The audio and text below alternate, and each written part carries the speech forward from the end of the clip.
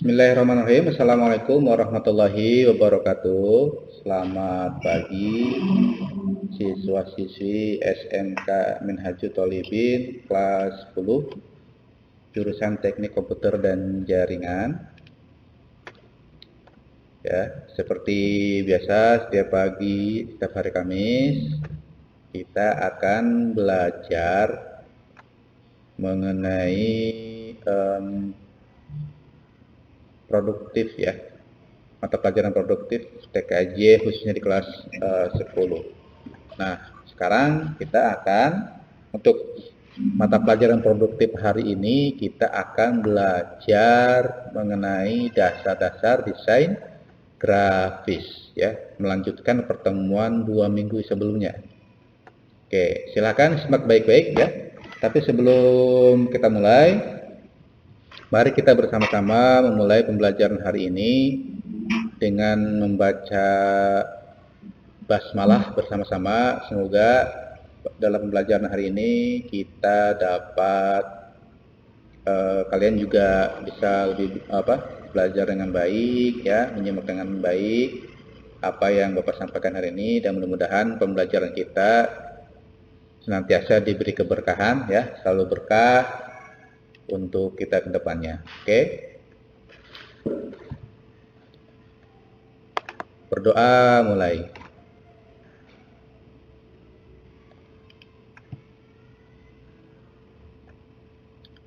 Oke. Nah, ini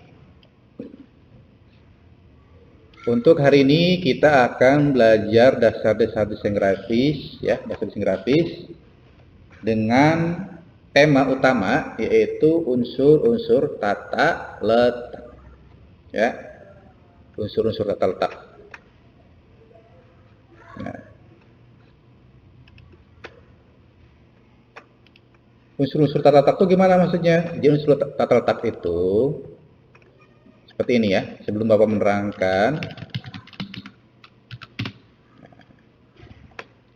menerangkan lebih lanjut, Bapak akan terlebih dahulu ingin menunjukkan contohnya. Nah, ini kelihatan?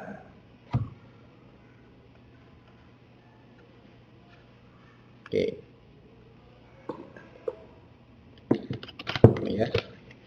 Jadi unsur tata letak itu adalah bagian yang tidak terpisahkan dari sebuah desain grafis.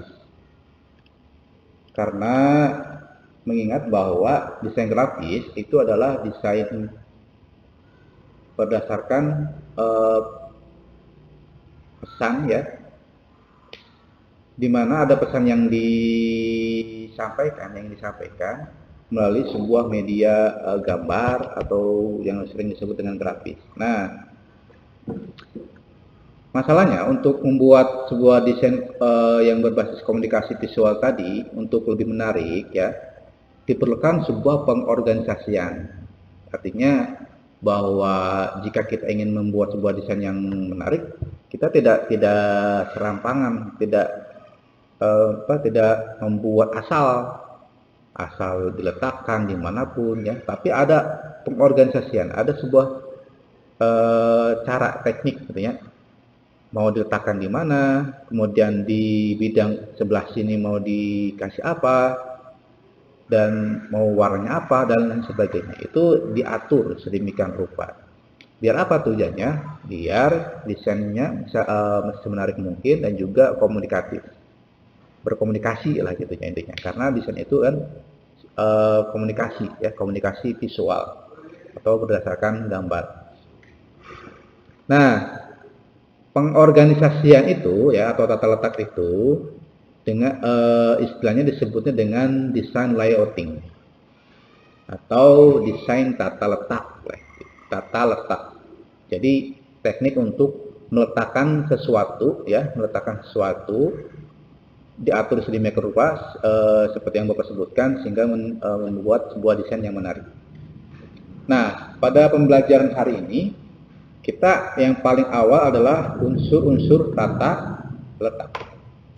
Unsur-unsur tata letak. Nah, unsur-unsur tata letak itu banyak ya. ada garis, ada ilustrasi, ada fotografi, ada tipografi, dan lain sebagainya. Jadi materi unsur tata letak ini tidak cukup jika dijelaskan dalam satu waktu, ya. Pasti nanti akan berseri. Mungkin besok minggu depannya lagi dibahas lagi soal unsur tata letak, tapi dengan tema yang lain, ya. Masih bagian dari unsur-unsur tata letak ini. Kita bertahap, ya. Nah, yang pertama, unsur yang pertama dalam tata letak itu adalah garis, ya. Unsur tata letak yang pertama adalah garis. Garis itu apa? Kalian pasti sudah sering melihat, ya, di kehidupan nyata, di pelajaran yang lain. Sering kalian lihat itu garis ini. Nah, tapi dalam desain grafis khususnya garis ini punya bagian, ya, punya andil yang sangat tidak kalah penting dalam dunia desain grafis. Posisinya juga tidak terpisahkan, ya, karena memang sebagai salah satu unsur dalam tata letak, garis juga punya andil yang tidak sedikit. Masih banyak sekali yang digunakan, ya. Banyak sekali yang desain-desain sekarang yang mengadopsi full ke arah garis itu sendiri. Nah, nanti contoh-contohnya akan Bapak kasih tahu, ya. Nah, satu unsur tata letak yang pertama adalah garis. Ini penting. Nah, setelah garis, kita akan belajar apa saja akan kita pelajari hari ini soal garis, ya. Ini masih dalam garis doang. Oke, ini masih dalam garis doang. Yang pertama, kita akan belajar mengenai garis dalam desain grafis, bukan garis dalam pelajaran yang lain, ya.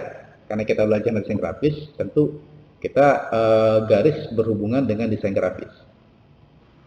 Yang kedua adalah macam-macam garis, ya. Garis itu kan tidak hanya satu, ya. Ada banyak macamnya. Ada yang lengkung, ada yang panjang, ada yang vertikal, horizontal, dan sebagainya. Macam-macam garis. Ini sebenarnya sudah sering kalian lihat, tapi mungkin tidak disadari bahwa garis itu adalah bagian dari desain grafis.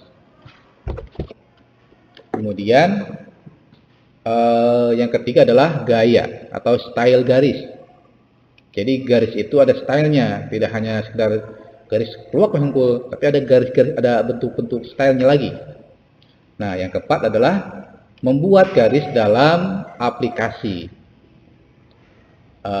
desain. Yang sekarang kebetulan digunakan adalah menggunakan aplikasi Corel Draw, ya. Yang paling umum digunakan di Indonesia salah satunya adalah Corel Draw selain Adobe Illustrator.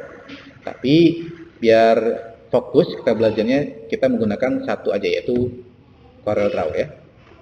Oke, jadi itu ada 1, 2, 3, 4 menu pembelajaran kita untuk satu tema, yaitu garis doang, ya, untuk satu garis doang. Oke, kita lanjutkan. Nah, garis dalam desain grafis yang pertama, ya. Nah, garis adalah sekumpulan titik yang berdampingan secara memanjang dan memiliki dua buah ujung, ya kan? Garis itu kan ada ujungnya, kan? Ada ujung yang pertama dan ujung yang keduanya. Itu garis. Memiliki dimensi panjang, pendek, tipis, tebal, dapat saling berhubungan satu sama lain membentuk apa yang dinamakan garis sejajar atau paralel, garis memancar atau garis berlawanan. Ini sebenarnya definisi yang Bapak yakin kalian sudah tahu lah gitu, bentuk garisnya itu seperti apa gitu. Tapi secara definisinya ya garis itu ya seperti ini. Kalau didefinisikan, kalau ditanya garis itu apa sih? Itu kan ya garis, ya gitu-gitu. Kalau belum tahu pengertiannya kan, mungkin jawabnya seperti itu. Tapi secara definisi garis itu ya seperti ini. Ya, silakan kalian baca aja. Nah, hubungannya dengan desain grafis apa sih, Pak? Soal garis itu. Nah, dalam desain grafis, garis dapat menjadi pembatas kolom, ya, memberi kesan tertentu. Ada kesannya gitu. Garis itu punya kesan loh, jangan salah. Hanya sekedar cuma garis doang, tapi punya kesannya. Itu hebatnya desain grafis sebenarnya, ya. Terus kemudian menjadi pembatas antara unsur grafis satu dengan lainnya dan digunakan sebagai penunjuk bagian-bagian tertentu dengan tujuan sebagai penjelas kepada pembaca. Nah, jadi itu garis dalam desain grafis itu digunakannya untuk apa? Ada ya, ada peruntukannya, tidak hanya sekedar garis doang, tapi juga digunakannya untuk apa? Fungsinya untuk apa? Itu garis dalam desain grafis. Ada mananya juga, ada kesannya juga. Tidak hanya sekedar asal garis doang. Gitu. Nah, contohnya seperti ini ya. Kalian bisa lihat ada gambar di sini, ada desain cover buku dan poster. Bapak share dulu biar kelihatan. Nah, ini ya. Nah, ini adalah salah satu contoh penggunaan garis, ya, salah satu contoh penggunaan garis dalam desain grafis yang diterapkan dalam contohnya cover buku. Ya, ini contoh cover buku mentahnya ya. Jadi yang belum diterapkan dalam bukunya. Seperti ini, lihat. Ada garis di atas tulisan company name. Oke, garis di sini. Ada garis tebal, ada garis kecil. Kemudian garisnya lagi memotong di sini, ya, secara diagonal. Kalian lihat. Nah, di sebelahnya sini lagi ada tulisan headline atau judul bukunya lah, gitu ya. Atau mungkin bisa judul buku atau mungkin buat majalah dan sebagainya. Nah, headline dan company name, ya, lihat itu dipisahkan lewat sebuah garis diagonal ini. Nah, itu maksud dari sebagai pemisah. Ini untuk menunjukkan kesan bahwa headline dan company name itu bukan satu kalimat yang sama, bukan kalimat yang mempunyai makna yang sama. Secara kata pun juga beda, secara ukuran pun juga beda sebenarnya. Tapi untuk menjelaskan saja bahwa garis ini bisa menjadi pemisah dan sekaligus sebagai unsur terletak sehingga desainnya juga lebih menarik. Kemudian ditambah dengan warna-warna yang lain biar lebih menambah ketertarikan orang yang melihatnya ya. Ada warna-warna di sini ya, begini gitu kan, dan sebagainya. Nah, sebenarnya juga. Nah, kita lihat contoh yang lain. Ini contoh buku atau majalah ya. Kita lihat dulu contoh penerapan garis dalam sebuah desain. Nah, ini ada sebuah poster mengenai e-bazar ya, contohnya yang digelar tanggal 12 November 2013. Lihat. Nah, ini garis-garisnya di sini ya, di daerah ini itu ada garis horizontal dan vertikal. Kemudian di antara garis-garis itu di bidang kosongnya diletakkan makanan di sini, icon makanan ya. Ini menyerupai bidak permainan apa lupa pokoknya gini ya. Jadi yang biasanya yang garis-garis yang satu jajar itu kemudian disusun maka menang gitu kan. Lupa bapak itu permainannya apa, itu dulu banget. Nah, ini menyerupai ini, mengadopsi dari permainan itu kemudian diterapkan dalam sebuah desain poster. Nah, ini contohnya ya. Nah, si objek ini itu tidak, ini mangkok ya, mangkok sumpit ini atau mie mungkin ini sebutnya, itu tidak diletakkan di tengah-tengah garis ini sehingga menghalangi garis, tapi di bidang kosongnya, ya, sehingga memberi kesan bahwa ini satu dengan yang lainnya itu terpisah. Dan ini juga masih dalam estetika dalam sebuah tata letak ya, seperti ini, tidak saling bertumpukan, mengisi ruang yang kosong sehingga enak dilihatnya. Nah, ini. Oke, itu adalah dua contoh dari penerapan garis dalam desain grafis. Kita belum masuk dalam macam-macam garisnya ya. Ada ini dan ini. Oke. Oke, itu contohnya. Contoh dari penerapan garis dalam desain grafis. Lanjut. Sekarang kita akan masuk dalam macam-macam garis. Macam-macam garis. Ya. Nah, satu. Jadi garis dalam dunia desain grafis itu ada 4 macam ya, ada 4 macam garis yang mungkin sebenarnya juga dalam bukan hanya sekedar dunia desain grafis tapi juga dalam secara keseluruhan ada 4 garis yang sering kita lihat.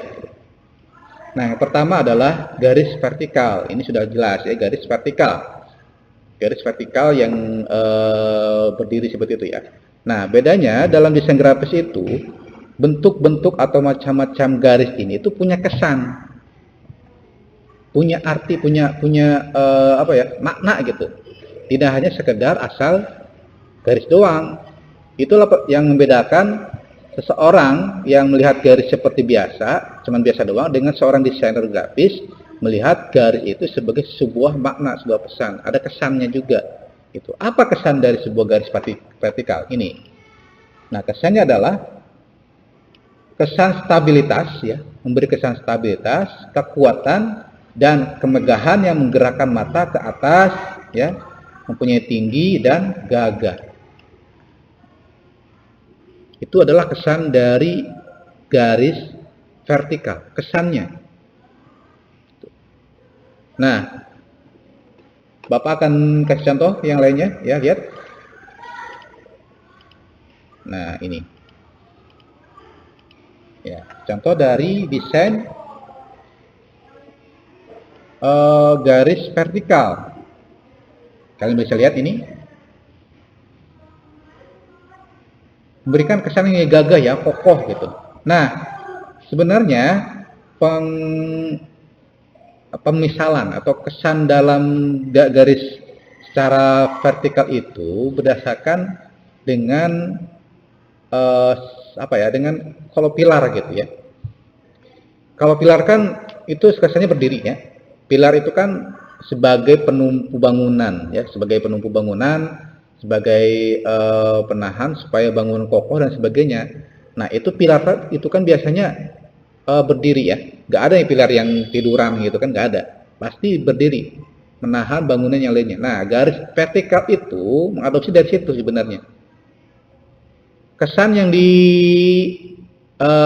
ditimbulkan, yang dimunculkan oleh garis vertikal itu diambil dari kesan yang ada dalam pilar sebenarnya, kalau kalian mungkin belum sadar ya. Nah, pilar itu kan kokoh tadi seperti yang Bapak sebutkan, kokoh, tinggi ya, megah dan sebagainya. Nah, itu pengambilan dari sini. Coba lihat. Nah, gitu. Jadi secara tidak sadar bahwa garis yang vertikal itu kesannya adalah kokoh ya, megah dan lain sebagainya. Nah, itu dari kesan baru pertama dari garis vertikal. Oke. Yang kedua adalah garis horizontal. Horizontal itu apa? Yang itu yang panjang ke samping ya gitu ya. Seperti ini pokoknya yang kalian lihat. Nah, garis horizontal. Nah, kesan dari garis horizontal itu adalah memberi sugesti kesenangan atau sesuatu yang bergerak. Jadi kalau kalian ingin memberikan sugesti nih buat para pembaca atau audiens atau siapapun yang melihat desain kalian, jika ingin memberikan kesenangan atau sesuatu yang bergerak gitu ya, pengen lebih dinamis gitu, maka gunakanlah garis-garis yang horizontal di dalam desain kalian. Contohnya seperti ini.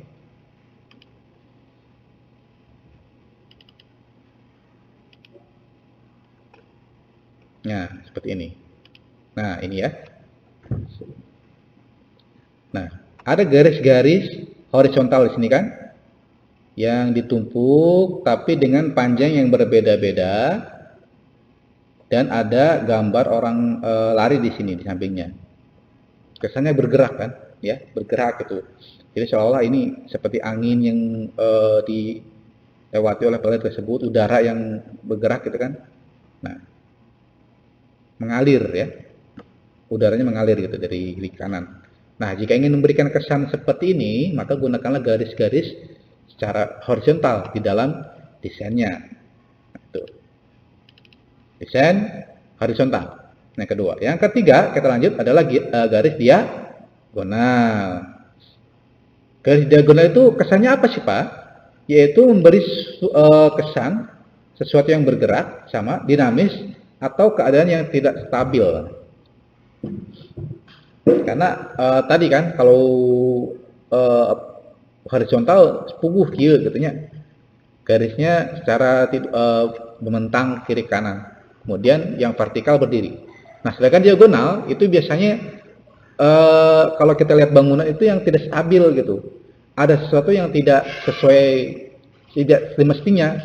Kalau lihat pilar yang agak miring kan gak enak ya, gak kelihatan, gak enak, apa enaknya, apa nampaknya gak enak gitu, kelihatannya gak enak, kayak seolah apa bangunannya mau runtuh gitu kan. Nah diagonal ini juga mungkin kalian lihat juga di bangunan-bangunan kayak Menara Pisa yang agak sedikit apa miring gitu kan, menara miring Pisa, itu kan bisa kalian lihat ya di situ.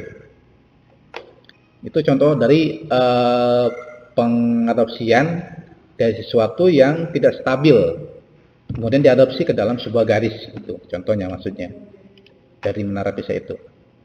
Contohnya secara desainnya saya perlihatkan.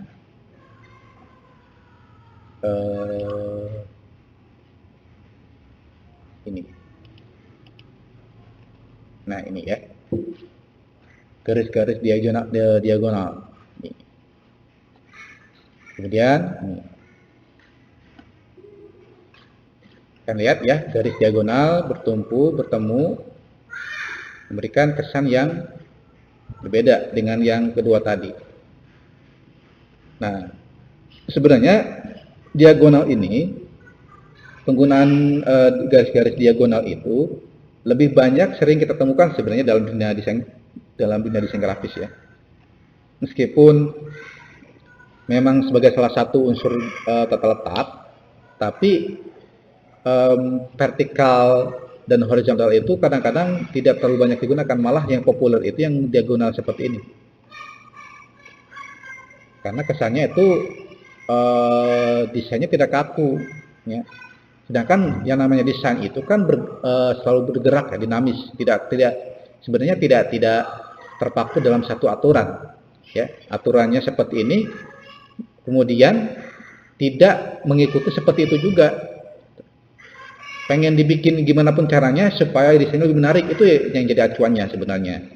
Gak harus vertikal, ingin memberikan kesan kuat itu harus yang vertikal, tapi yang diagonal pun sebenarnya bisa digunakan juga. Yang penting desainnya menarik, itu intinya yang bisa digunakan ya. Nah, kemudian yang keempat adalah garis kurva atau garis melengkung. Nah, kesan yang ditimbulkan dari garis melengkung itu adalah memberi kesan kehalusan, ketenangan, dan keanggunan. Nah, garis-garis ini ya, ini kan ada tikungannya ya, ada lengkungannya seperti ini. Itu dalam dunia desain grafis itu memberikan kesan halus, ya, berbeda dengan garis yang bergerigi gitu, yang begigi-gigi gitu kan, itu kerasnya, kesannya kan jadi keras gitu karena runcing seperti itu. Tapi dengan garis seperti ini, yang kurva dan ini memberikan kesan yang halus, tenang, dan anggun. Makanya sering kalau kalian perhatikan desain-desain yang berisi keanggunan gitu ya, kayak apa? Kayak desain kemasan sampo, ya, sabun yang ingin memberikan kesan anggun karena biasanya dimodeli oleh wanita gitu ya. Itu biasanya ada unsur-unsur garis melengkung di dalamnya, garis-garis yang kurva di dalamnya. Silakan kalian mungkin nanti cari aja ya, lihat. Biasanya kemasan-kemasan, desain-desain kemasan apapun yang buat kosmetik umumnya itu biasanya menggunakan unsur grafis, unsur letak garis kurva melengkung di dalam. Itu pasti sering ditemukan. Kenapa? Karena ingin memberikan kesan yang anggun. Gitu. Kalau kesannya ingin memberikan yang kuat, yang tegas, itu tidak jarang yang menggunakan kesan kurva ini, tapi menggunakan garis yang lainnya selain ini. Oke, contoh yang saya untuk tunjukkan mana tadi.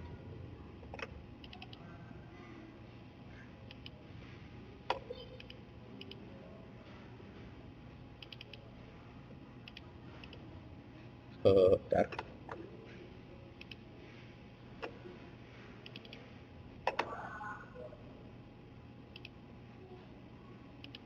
Oke. Ini ya.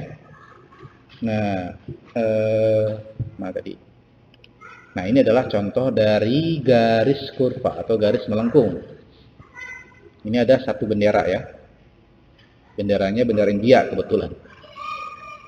Jika kalian lihat di sini tidak kaku kan? Ada lengkungan di sini, ada tekukan di sini nih. Terus sampai ke atas. Oke. Ini memberi kesan yang tadi ya, anggun, halus ya. Berbeda dengan yang keras yang sebagainya seperti ini tuh. Mempunyai ujung-ujung yang runcing dan sebagainya. Itu berbeda kesannya. Nah, ini contohnya.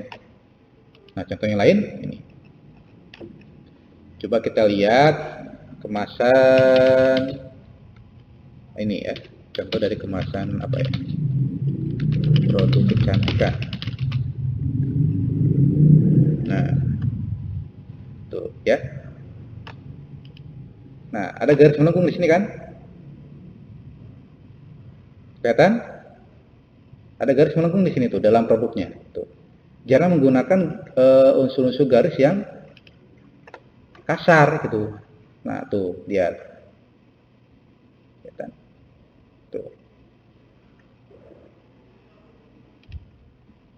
Mana lagi?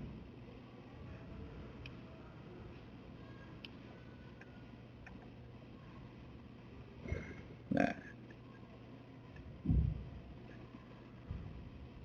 kosmetik. Kita ganti ini misalkan produk kosmetik. Nah, seperti ini ya. Oke. Nah, lihat. Ada garis ini, garis melengkung tuh sini sampai ke atas. Nanti contohnya bisa kalian lihat lagi ya. Bisa kalian lihat sendiri di internet dalam penggunaan garis secara melengkung sebagai bagian dari desain grafis untuk memberi kesan keanggunan. Oke, salah satunya. Oke, itu ya contohnya ya. Kalian bisa lihat, bisa cari sendirilah. Bisa lihat lebih jauh lagi. Oke, kita lanjutkan. Nah, itu kurva melengkung. Oke, sekarang kita lanjutkan lagi. Nah, kalau tadi itu adalah macam-macam garis, sekarang garis atau gaya dari sebuah garis. Jadi garis itu kan cuma sekedar garis yang nyambung doang, tapi ada berbagai macam style garisnya. Nah, ini pasti yang sering kalian lihat lah ya, garis lurus, yaitu garis tanpa jeda atau penuh. Dari titik yang kiri ke kanannya itu penuh, nyambung gitu, kayak titik-titik. Nah, makanya disebut sebagai garis tanpa jeda atau garis penuh. Kemudian ada garis dot, ya, garis yang terbentuk dari rangkaian titik-titik atau dot yang tersusun memanjang. Seperti ini contohnya. Oke.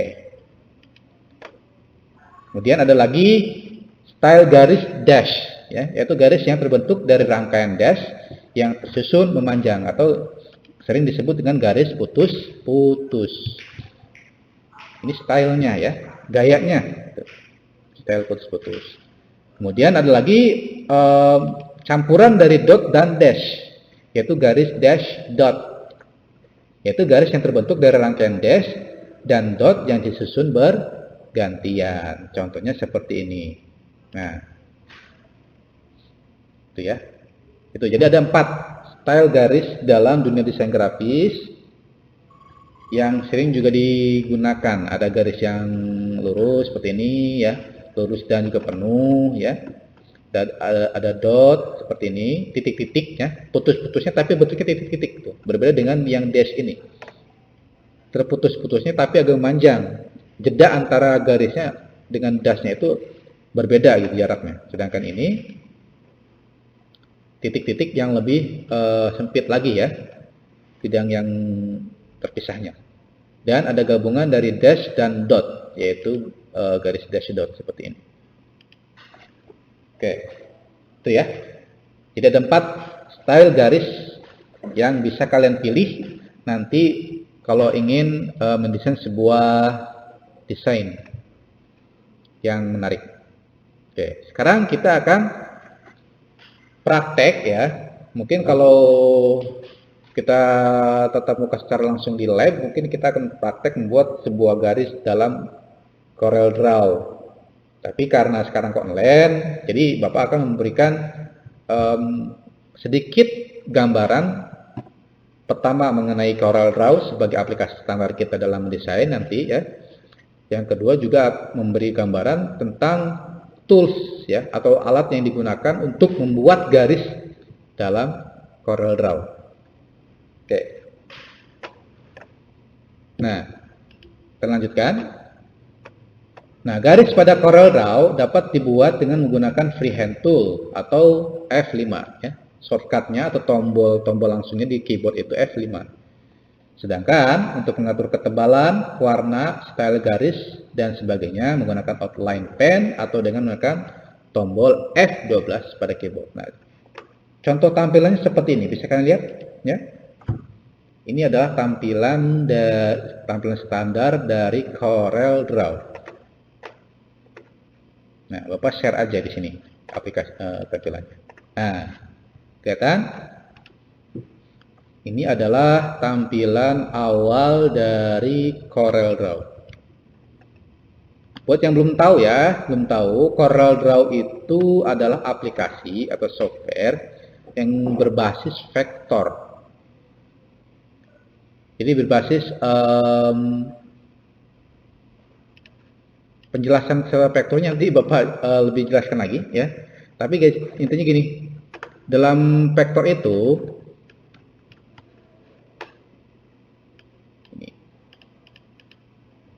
berbeda dengan rekan yang satunya yaitu Excel.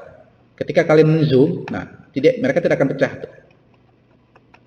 ya, karena tidak menggunakan pixel di dalam sebuah objek ini, tapi menggunakan vektor di dalamnya, yaitu kerapatan objeknya itu berbeda dengan kerapatan dalam pixel. Intinya nanti penjelasan lebih jelasnya nanti kita akan bahas ya.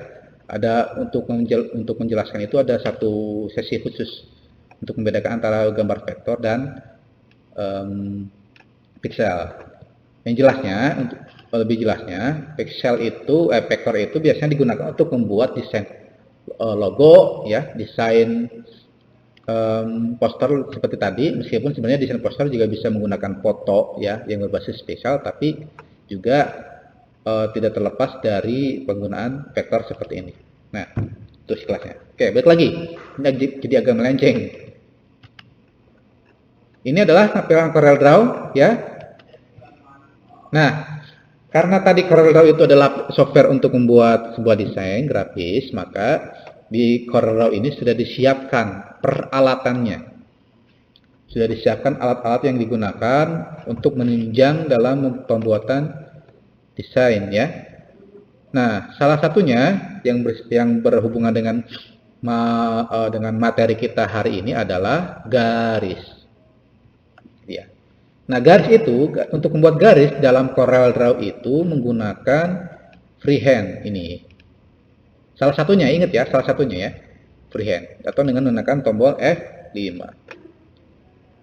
Nah, setelah terbuka ini, kalian tinggal pilih saja ini ya, kemudian freehand, klik. Nah, nanti akan kursornya akan berubah seperti ini, ada garis lengkungan seperti ini. Nah, penggunanya tinggal klik saja di sini. Klik di bidang kerjanya, kemudian tarik. Nah, setelah beres, kemudian lepas. Ya, ulang lagi. Ditahan ya, ini sambil ditahan si mouse-nya. Nah, seperti ini. Nah, itu untuk membuat garis melengkung. Gimana kalau ingin membuat garis vertikal, Pak? Gampang, tinggal klik di atas. Ya, kemudian ini Ini kliknya dilepas ya, si jari kirinya dilepas, nanti dia si garisnya ini akan ngangkol sendirinya gitu dengan kursornya. Kita tinggal arahkan saja sebenarnya kemana, mau kemana gitu. Nah, kalau ingin ke bawah ya tinggal bawa ke bawah kursinya, kemudian lepas, kemudian tekan klik lagi. Nah, jadi ada 2 kali ya kliknya. Satu yang pertama sebagai titik awal, kemudian yang kedua titik akhirnya. Oke. Itu. Nah, kalau ingin garis horizontal yang sejajar gitu, tinggal ini klik lagi, kemudian bawa ke samping, klik lepas lagi. Oke, gampang ya, itu doang. Oke. Nah, sebenarnya di CorelDRAW itu ada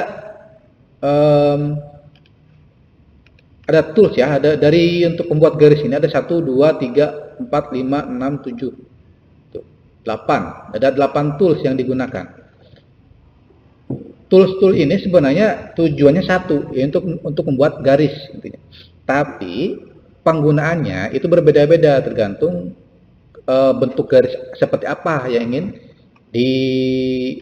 dimunculkan atau yang ingin dibuat. Contohnya seperti ini, freehand. Ini kan freehand ya. Free itu artinya bebas itu. Garis yang bebas, gini aja gini tuh. Pengen lurus bisa gitu kan. Bebas. Nah, namanya freehand.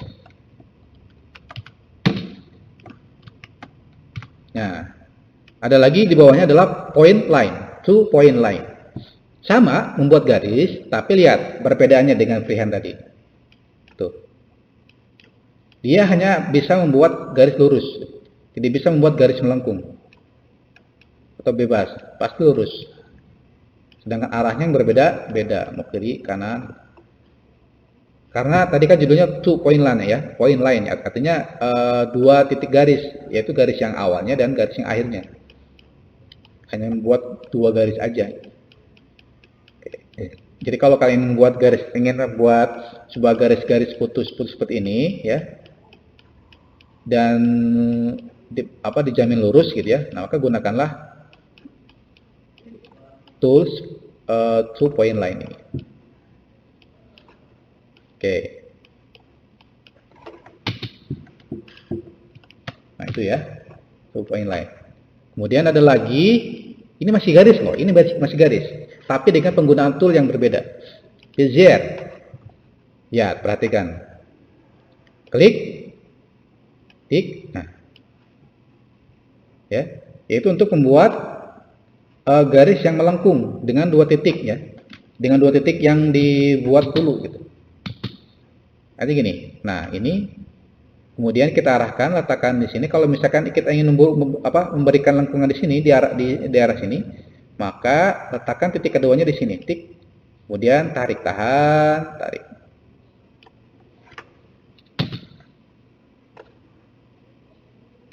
Ya, ini.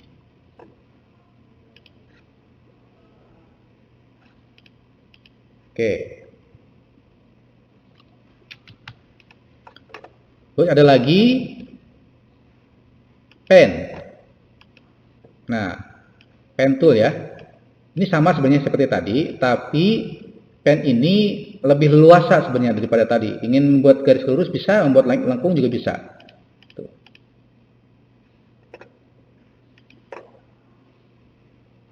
Seperti ini ya. Tuh. Kemudian yang lagi. Nah,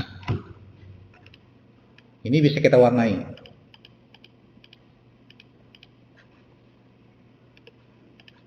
Sesuai dengan warna yang kita inginkan. Nah, ada lagi selain itu ada B-spline ya. Kita lihat, ini masih ini ya. Tuh. Ya. B-spline ini untuk membuat garis kurva ya. Pasti hasilnya kurva, hasilnya lebih halus daripada tadi.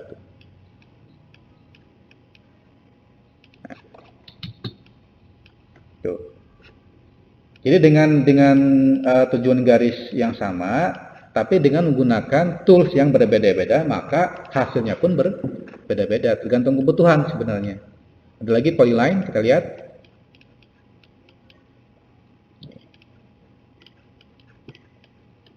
Nah, polyline ini antara campuran freehand ya dengan 2-point line sebenarnya. Jadi kita bisa membuat garis lurus, tapi ketika ditekan, di drag, ditahan kliknya, maka membuat sebuah garis yang bebas. Ini dengan ditekan ya. Kalau dilepas kliknya, tuh ini. Ditahan, dilepas, tahan. Mana yang kalian pilih tergantung kebutuhan kalian, tergantung kalian ingin mendesain seperti apa, dan lain sebagainya ya, dan lain sebagainya. Tuh. Dan sebagainya.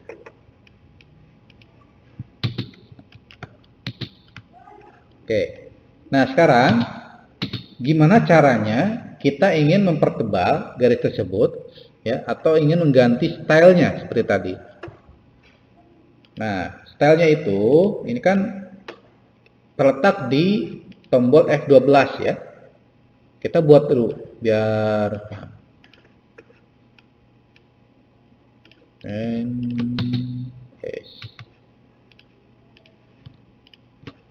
Nah, satu garis dulu ya. Nah, gimana caranya jika ingin mengganti garis ini menjadi lebih tebal atau punya style yang berbeda-beda? Kita tekan aja tombol F12 di keyboard. Maka akan muncul jendela outline pane. Sini. Nah, color berarti warnanya. Kalian ingin ganti apa? Misalnya ganti jadi warna jauh, tua. Width ya, lebarnya dengan ukuran milimeter, atau pengen yang ganti poin, atau terserah pengen pakai acuan yang mana. Kemudian stylenya, nah ini stylenya nih, ada yang titik penuh ini, pengen pakai ini ya, pengen ini yang putus-putus, terserah. Kemudian ada lagi ini untuk kalau corner ya, kalau misalkan ada sebuah garis yang melengkung seperti tadi, ini kan contohnya satu ya, mungkin tidak akan kelihatan. Line caps itu ujung dari sebuah garisnya, ujung ini dan ini, kiri dan kanannya. Oke, dah itu aja ya, yang lainnya mungkin bisa nyusul. Intinya untuk membuat warna itu di sini, di color, kemudian lebar dari garisnya, dan ini stylenya. Setelah beres dipilih, kemudian oke. Enggak kelihatan. Ya, pilih lagi. Oke. Nah, ini. Ya. Tadi ukurannya terlalu gede. Atau terlalu kecil ya. Oh, 20 piksel baru bisa kelihatan. Menggunakan ukuran 20 piksel, nah baru kelihatan perbedaannya ya. Oke. Sekarang kita ganti stylenya dengan F12 ya. Bisa saja sebenarnya untuk mengganti style itu ada jendela khusus di atasnya nih, di sini. Ini untuk ukuran garisnya, gitu ya. Ini untuk stylenya.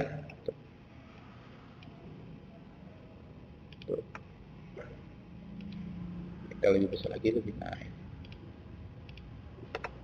Nah, juga ini juga bisa langsung kita kasih warna ya, tidak perlu menekan tombol F12, tapi kita bisa menekan palet warna di samping kanan ini. Caranya adalah dengan klik objeknya, si garisnya, kemudian klik kanan di palet warnanya. Bukan klik kiri, awas ya, tapi klik kanan. Tuh. Karena untuk klik kiri itu untuk mewarnai shape atau bentuk seperti ini nih. Nah, kalau yang bentuknya ada isinya lah intinya, itu baru menggunakan klik kiri. Tapi jika ingin memberikan garisnya, warna garisnya, nah ini lihat, contohnya itu menggunakan klik kanan. Tuh, klik kanan maka garis si bulatan ini jadi kuning kan. Nah,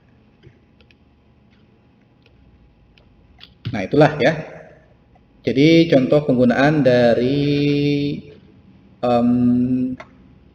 CorelDRAW dalam membuat garis dalam desain grafis. Ini baru garis ya.